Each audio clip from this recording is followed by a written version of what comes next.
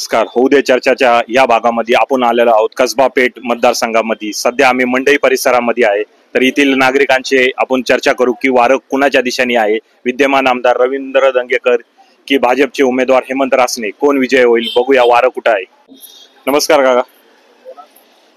इथलं जे निवडणूक आली आता, त्या निवडणुकीमध्ये वारं कुठं आहे. हेमंत रासने विजय होतील का रवींद्र धंगेकर? कोण सांगता येते मला. कोण आहे ते दंगेकर येईल होत. रवींद्र धंगेकर कल जास्त आहे तुमचा.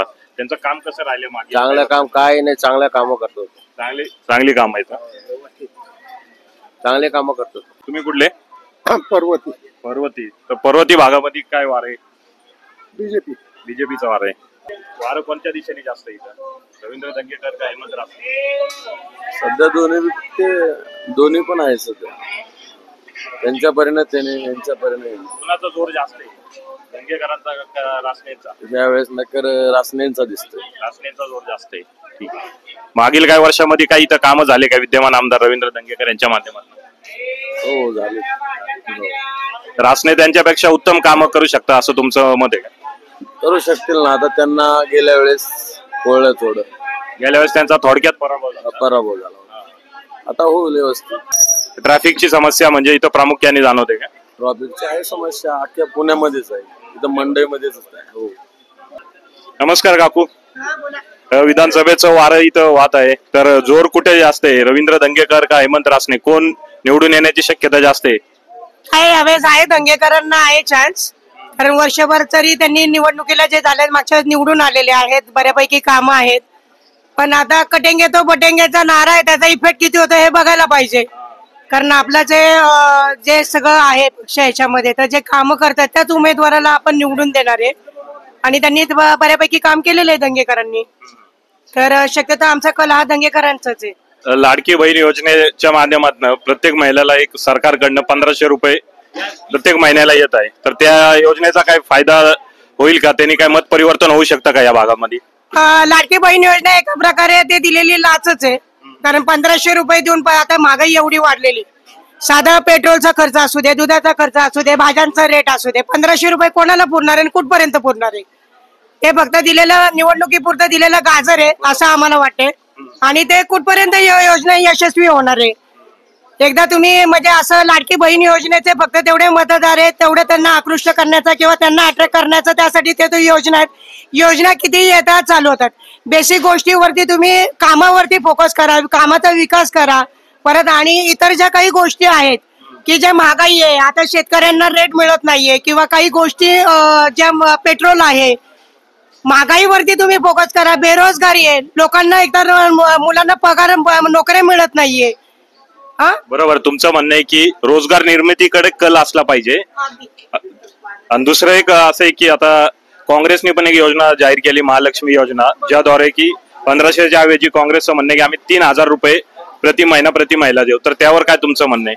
बघा, आता ते प्रत्येक ठिकाणी हे करता येते. तुम्ही लाडकी बहीण योजना लोकांना पैसे देण्याच्या ऐवजी महिलांच्या सुरक्षतेवरती भर द्या ना. आज तुम्ही किती ठिकाणी बघता आमची तरुणाई आज ड्रग्सच्या याच्यामध्ये विख्यामध्ये. तुम्ही त्या दृष्टिकोनातून प्रयत्न करतात का? गृहमंत्री सत्ताधारी पक्षाचे गृहमंत्री आहे, बाकीचे पालकमंत्री आहेत. आज तुम्ही जे बेसिक जे महिलांसाठी सुरक्षितता आहेत तर तेवढी आहे का? तर त्याच्याकडे तुम्ही मला असं वाटतं की भर द्यायला पाहिजे. आणि दुसरी गोष्ट म्हणजे म्हणजे आता ड्रग्ज आहे, मध्यंतरी ड्रग्ज किती सापडलेले आहेत. परत आणि जे बार वगैरे चालवले आहेत की त्याच्यावरती तुम्ही म्हणजे श्रीमंताचं सगळं खपलं जातं. गरीबाकडे लक्ष द्यायला 1500 रुपये देऊन तुम्ही गप्प करताय. पुण्याचा मेन विकास करायचा असेल तर तुम्ही बेसिक गोष्टीकडे लक्ष द्या. बेरोजगारी आहे, बाकीच्या गोष्टी आहेत, महिलांची सुरक्षा, ट्रॅफिकची समस्या आहे. तुम्ही साधारण सिंहगड रोड असू दे किंवा बाहेरचा म्हणजे कर्वे रोड, डेक्कन वगैरे, आमच्याकडे येण्यासाठी ट्रॅफिकची म्हणजे ट्रॅफिकचं जे मेन आहे त्याच्यासाठी जे लावायचे जे आहे ट्रॅफिक मध्ये जे पार्किंग आहे त्याची सुविधा नाहीये. म्हणजे ह्या गोष्टीकडे बेसिक गोष्टीकडे लक्ष कोणी देतच नाहीये. विकास तुम्ही करायचं म्हणतायत, तुम्ही पैसे देऊन तर थोड्या वेळापुरती लाच तर देऊ शकाल, पण बाकीचा विकास कधी करणार आहे? कसबा पेठ मध्ये मेट्रो स्टेशन पण झालेलं आहे, तर त्याचा काय फायदा होतोय का नागरिकांना? आता मेट्रो स्टेशन झालेलं आहे. आज चारी बाजूनी रस्ते बंद केलेले आहेत, अजूनही रस्ते उघडलेले नाही. गेले 3 वर्ष झाले. मंडईमध्ये गिरायक हे तुम्ही जर बघितलं तर 25% वरती गिरायक आलेले. आज आम्ही व्यापारी 100% जे व्यापार करणार तर तुम्ही जर गाळे बघितले तर याच्यामध्ये 75% हे गाळे बंद झालेले. 25% फक्त गाळे उघडे झाले का तर लोकांना यायला मार्ग नाहीये. ठीक आहे, आताच्या काळामध्ये सुविधा होत आहे ते हे 10 वर्षापूर्वी 15 वर्षापूर्वी जो विकास व्हायचा होता तो आता आलेला आहे. जो मेट्रोचा फायदा आहे सगळेच काही 100% मेट्रोचा फायदा घेत नाहीये. बेसिक म्हणजे थोड्या लोकांनाच हा मेट्रोचा फायदा होणार आहे. तुम्ही ट्रॅफिकची सुविधा आहे ती बाजूला करा. बाकीचे पुण्याचे जे प्रॉब्लेम आहेत आम्हाला जे गाड्याच्या वरती आहेत गिरायकांचा जो ओढ आहे जो कल आहे तो इथं आमच्याकडे कमी झालेला आहे. तर या गोष्टीकडे जर लक्ष देणं तर मस्ट आहे ना. बरोबर आहे. बाकी अजून इथं रवींद्र दंगेकर यांचं काम कसं आहे? ते सध्या आमदार आहेत. त्यांनी दंगेकर आहे येता येते त्यांनी मंडईमध्ये त्यांनी सीसीटीव्ही लावले होते, लाईटीचं काम केलेलं होतं. बाकीचे जे काही बेसिक प्रश्न आहे आणि कधी पण त्यांना फोन करा त्यांनी ते अवेलेबल असतात आपल्यासाठी आपल्या कामासाठी. कुठल्याही अडचणी असू दे त्यांनी उभे असतात. एक माणूस म्हणून की दंगेकर हे खरं कामाचे माणूस आहे आणि त्यांना निवडून द्यायला काहीच हरकत नाहीये. यावेळेस मनसेचं पण एक उमेदवार आहे उभे आहेत तर मत विभागणी होऊन दंगेकरांना फटके बसण्याची शक्यता आहे असं पण. आता तर सध्याच्या ह्याच्यामध्ये बघा पूर्वीच्या ह्याच्यामध्ये जे पोटनिवडणुकीमध्ये दंगेकरांना त्यावेळेस फक्त 2च उमेदवारांमध्ये होते. आता तिरंगी लढत आहे. कुठेतरी राजसाहेब ठाकरेंचा हा प्रभाव हा पुण्यावरती किंवा त्यांच्या विचारांचा आहे. परंतु आता कसं होतंय की याचा जो फटका आहे तो बसण्याची शक्यता आहे. त्यामुळं आता कोणीही कुठल्याही उमेदवाराला गृहीत धरू नका. कोणीही येऊ शकतं. म्हणजे असं काही नाही की दंगेकरच रासने पण येऊ शकतात, भोगरे पण येऊ शकतात किंवा दंगेकर पण येऊ शकतात. कारण आता सगळं जे आहे त्यांचं राज ठाकरेंची ज्या सभा झालेल्या त्याचा इम्पॅक्ट नाही म्हटलं तरी झालेला आहे. तर शेवटी म्हणजे इथं एक अटीतटीचा सामना आपल्याला कसब्यामध्ये पाहायला भेटेल. नक्कीच अटीतटीचा सामना आहे आणि बाकीचे जे मेन सत्ताधारी पक्ष आहेत किंवा आताचे जे विरोधक पक्ष आहेत या सगळ्याचा इम्पॅक्ट आणि आता जे राजसाहेबांनी जे दिलेलं आहे त्याचा पण इम्पॅक्ट ह्या पुण्याच्या राजकारणावरती नक्की बघायला मिळणार आहे. कारण आता काही ठिकाणी त्यांचे जे उमेदवार आहेत तेवढ्या ताकदीने उभे राहिलेले आहेत. मी कुठल्या पक्षाची नाही, मी कुठल्या पक्षाला मी समर्थन करत नाहीये. परंतु जे पुण्याचं जे चित्र आहे तर राजसाहेब ठाकरेंचा जो इम्पॅक्ट होणार आहे हा पुण्याच्या राजकारणामध्ये बदल नक्कीच घडून आणणार. ठीक आहे. शेवटचा एक प्रश्न तुमचा तुम्हाला की शेवटी कोण येऊ शकतं इथं व कुणाची हवा जास्त आहे? सध्या तर आपण असं म्हणतो दंगेकरांना एक की बाबा त्यांनी कामाच्या बेसिसवरती की 15 वर्ष 30 वर्ष त्यांनी कामावरती नगरसेवक आमदार म्हणून झालेले आहेत. त्या शक्यतो आपण त्यांना म्हणजे आपण त्यांना प्राधान्य देऊया. परंतु बाकीचे जे उमेदवार आहेत ते सुद्धा हलके नाहीयेत. रासने आहेत त्यांनी पण कामं केलेली आहेत बऱ्यापैकी किंवा जो त्यांना जो पक्षाचा कटेंगे बटेंगे जे नारे विरे दिलेले आहेत किंवा त्यांचं जे आहे तर त्याच्यावरती पण आहे.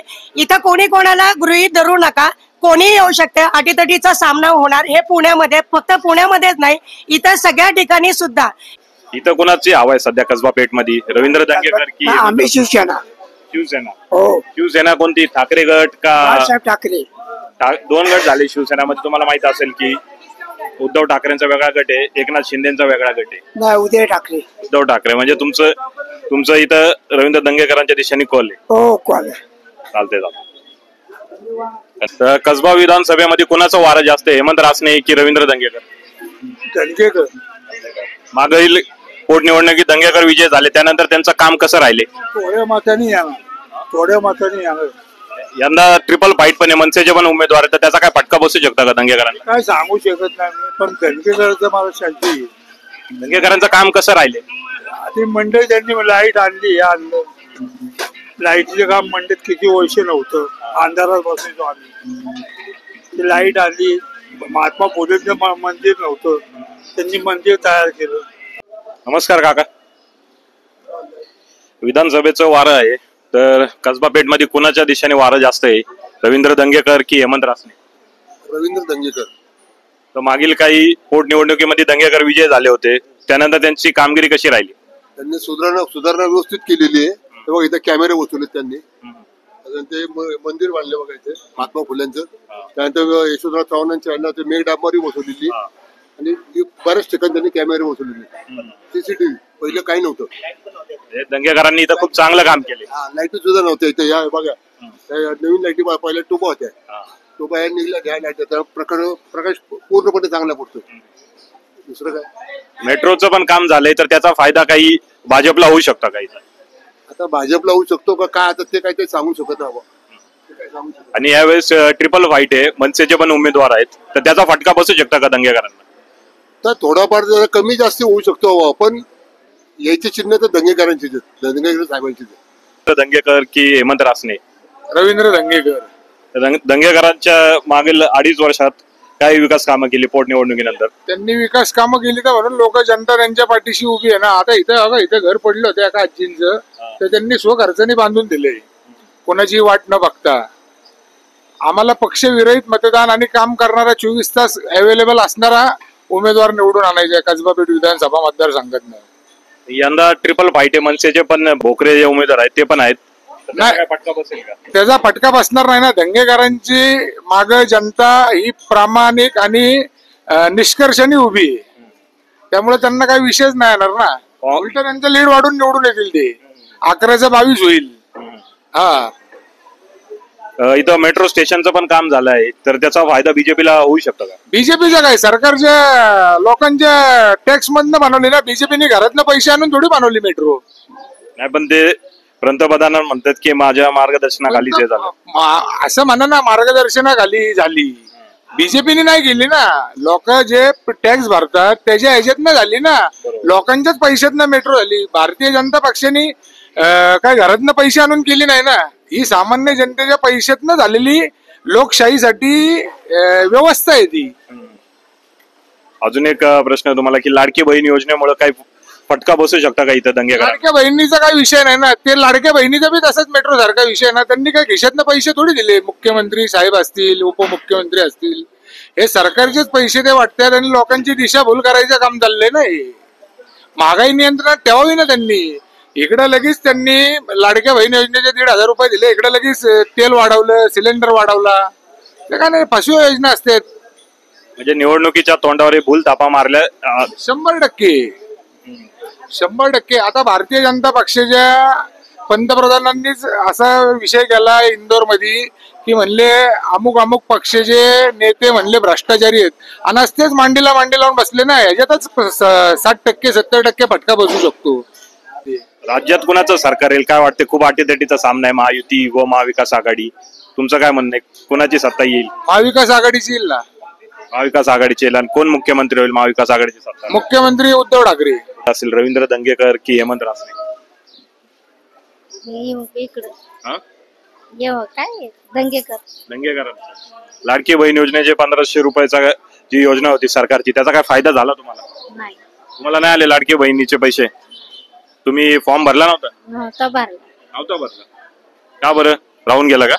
हे नव्हतं, काय काहीतरी डॉक्युमेंट्स नव्हते. पण तुम्ही इथे जे स्थानिक जे लोकप्रतिनिधी आहेत त्यांच्या ऑफिसला गेले नाही काही फॉर्म भरायला वगैरे? नाही गेले.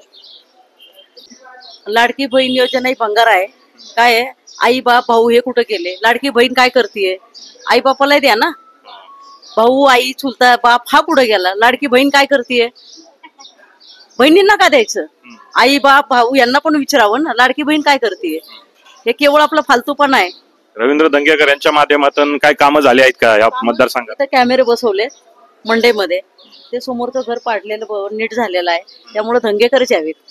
दंगेकर येतील पुन्हा की हेमंत रासने? दंगेकरांचं काम. मनसेचे पण एक उमेदवार आहेत, त्याचा काय फटका बसू शकतो का दंगेकरांना? ते निकालाला सांगता येईल तसं.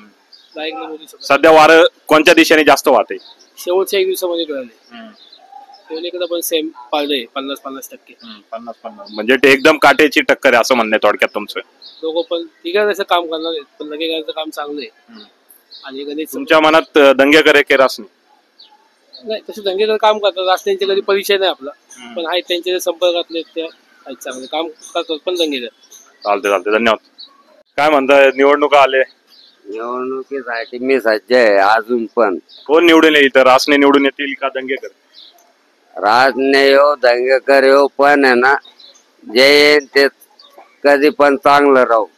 माझ्या अपेक्षा एवढेच आहे का मी स्वतः होऊन सुधरावा. जोर कुठे? दंगेकरांचा जोर जास्त आहे का रासनेंचा? दोन्ही थांबले बरं का. आता गंमत असे वजन काटासारखे रवींद्र माझं नाव होत आहे.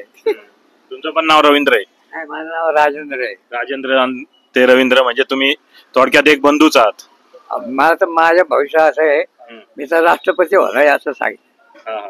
रुपाली पाटील मी निवडून आणले, शिवराव ढमलेला मी निवडून आणले, नामदेव शेडगेला मी निवडून आणले, सगळं बोर्ड बेड मी ठोकले, पैसे नाही घेतले, मला कामाला पण नाही लावलं. तर काय वाटतं आता की दंगेकरांचं काम कसं राहिले? ते आमच्या शिंदेवाड्यामध्ये घांगेकरांनी बघा कोबा सगळं केले, पण ते पण ठोकले. आपल्या इथं घांगेकर नाही का, रवींद्र घांगेकर, ते निवडून आले का नाही मागच्या वेळेला? आले का नाही? ते सांगितलं ते जाणार. आता मी सांगू का, आता हे आमदार होणार ना, आमदार आहे ना, मग तेच होणार. मी निवडून आले. हे वैद्यकीय शासन सगळ्यांचं कसं आहे, आपण सामान्य माणूस आहे, आपल्याकडे मतदानाची ताकद आहे, आपण ज्याच्या पाठीमागे राहतो तोच निवडून येतो. बरोबर आहे तुमचं? मला काय म्हणायचे, आता माझं वय 70 आहे. आता माझा मुलगा ऍक्सिडेंट मध्ये गेला, ऐका ना, तर मला काहीतरी पेन्शन मान नंतर मिळालं पाहिजे या लोकांच्याकडनं. म्हातारपणी काहीतरी महिन्यात 3,000 रुपये तरी, 100 रुपये. नक्कीच तुमचा हा जो प्रश्न आहे की वय झाले तुमचं, पेन्शन काहीतरी भेटलं पाहिजे, हा प्रश्न आम्ही नक्कीच पुढे मांडू. काय वाटतं तुम्हाला, रवींद्र दंगेकर की हेमंत रासने? हेमंत रासने. हेमंत रासने. हेमंत रासने का बरं, म्हणजे काय त्यांचं काय काम चांगले का इथे? नहीं, काम चांगले नहीं, मोदी सरकार को पाठिंबा दे रहे हैं लोग. मोदी सरकार के काम है, केंद्र में भी मोदी, इधर भी भाजपा चाहिए, लोगों की पसंद है भाजपा भी. रविंद्र दंगेकर जो अभी ये एमएलए यहाँ से, उनका काम कैसा है? उनका काम अच्छा है, लेकिन लोग अभी मोदी को भाजपा की तरफ देख रहे हैं ज्यादातर, क्योंकि दंगेकर साहब भी 2-3 बार हो चुके हैं. एक बार नहीं, एक ही बार आए रविंद्र दंगेकर, एक बार यहाँ के एमएलए हुए. उनका काम कैसा रहा है? काम उनका बढ़िया रहा है, लेकिन अभी लोग रासने को चांस दे रहे हैं. रासने को चांस दे रहे लोग, ऐसा मतलब लोगों का ये है. लोगों का सोचना है भाई. ठीक है चलेगा. हमारा तो, आपका क्या राय है, आपकी राय क्या है? अब हम तो यही चाहेंगे कि भाजपा जब केंद्र में भी है तो इधर ही है, तो सपोर्ट से चलेगी सरकार. तो आपका मानना ये है कि केंद्र में भाजपा सरकार, तो महाराष्ट्र में भाजपा सरकार और कस्बा में भी भाजपा सरकार आनी चाहिए. होना चाहिए. इससे क्या फायदा होता है, मतलब सब जगह पे एक ही सरकार? फंड उधर से आता है दिल्ली से, तो केंद्र में सरकार जिसकी रहती है वो सपोर्ट करता है राज्य को, उस हिसाब. अभी भाई सब जनता के ऊपर है, अभी जनता का मत तो रासने की तरफ जा रहा है. हम तो चर्चा सुनते हैं, हम वैसे पर्सनल हमारा कुछ नहीं है, भाजपा की तरफ लगाओ, लेकिन जनता की राय ये है. हम तो यहाँ पे मेट्रो स्टेशन भी हुआ है, तो उसका क्या कुछ है? मेट्रो स्टेशन है, ये भाजपा की गति है जो विकास की है भाजपा ने. भाजपा यहाँ क्षेत्र में विकास कर रही है, भाजपा ही मेट्रो को लाई है, भाजपा ही बुलेट ट्रेन ला रही है, सब भाजपा ला रही है. रविंद्र दंगेकर का यहाँ पे सुना है मंडई में काफी अच्छा काम किया है, यहाँ पे छोटे मोटे बहुत सारे काम किए. तो काम किए, वो जमीन से जुड़े हुए नेता हैं, हम भी उनके ही समर्थक हैं. पर अब लोगों का ज्यादातर झुकाव उधर हो रहा है, तो क्या कर सकते, हम तो कुछ नहीं कर सकते. लेकिन हमारे लिए तो सब समान है भाई. लेकिन दंगेकर साहब के लिए भी हमारा तो व्यक्तिगत सपोर्ट तो उनको ही है, लेकिन जनता के, अब हम तो दुकान पे रहते हैं तो सुनते हैं 4 लोगों से, 4 लोग बताते हैं, वो हम आपको बता रहे हैं. चलेगा. और कस्बा पेट की क्या समस्या है जो आपको लगता है कि अगले 5 साल में ये होनी चाहिए, सॉल्व होनी चाहिए?